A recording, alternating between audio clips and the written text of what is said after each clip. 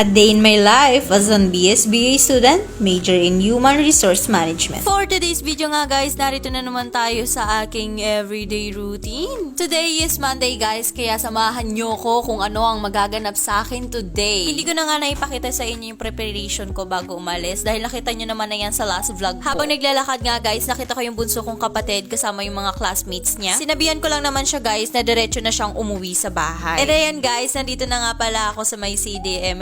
Nauna ako sa mga friends ko guys. Lonely person nga ang atake ko dito guys dahil akala ko nasa room na sila at nagbadali pa akong umakyat. Habang lonely nga ako dito guys, may dalawang lumapit sa akin kumag. And ayan si Kim Furu and si Lingan. Lumapit nga pala sa akin si Kim Furu guys at sinabi niya bakit daw ang lonely ko. Ang sinabi ko na una ako sa mga friends namin. Mathematics in the modern world nga pala guys yung first class namin. And ayan, nagchichikahan lang kami dyan ni Patricia.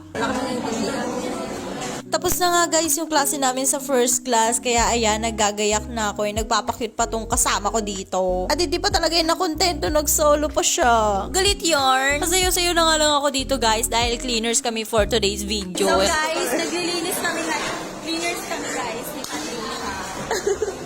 Ito na nga guys, ito na nga yung favorite subject ko which is vacant. Dito nga ulit kami kakain guys sa favorite spot namin na kainan. Bago kami pumunta sa spot namin guys, bumili muna kami ng chicken popper and nakita namin sila Cap and Marcella. At may nalalaman pa talagang cheers tong dalawang to, pero nung tinutok ko sa kanya yung camera, nagalit siya. At dahil favorite subject ko nga guys ang vacant, ito na naman, kumakain na naman ako ng jumbo hotdog. Oo, kumakain ulit ako. Sila nga po ulit guys mga kasama kong kumain dito. Ganito nga pala talaga kami guys pag nagsasama. Nagbibis lang mga may sakit sa utak.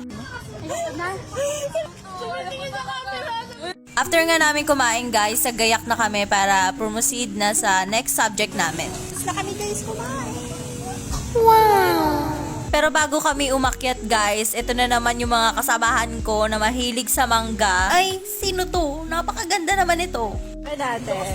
No, sakol kasi. Mag-thank you kayo. Thank you, Mami Lenny! Nakuha ko na nga yung mangga ko, guys. And habang kinakain ko yung mangga is hindi ko sinasadyang matapunan sa braso si Mean. And syempre, guys, dahil natapunan natin siya, pupunasan natin. And binigyan din siya ng alcohol ni Lenny. Hindi pa nga available yung room na gagamitin namin, kaya nagkukulitan muna kami dito sa may gilid ng hagdan.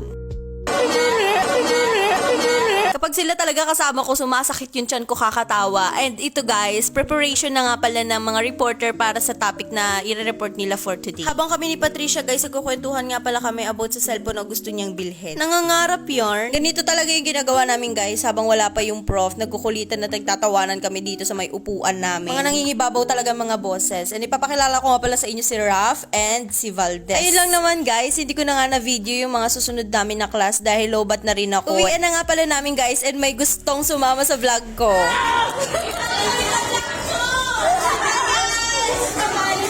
Hanggang dito na nga lang guys. See you on my next vlog and thank you for watching.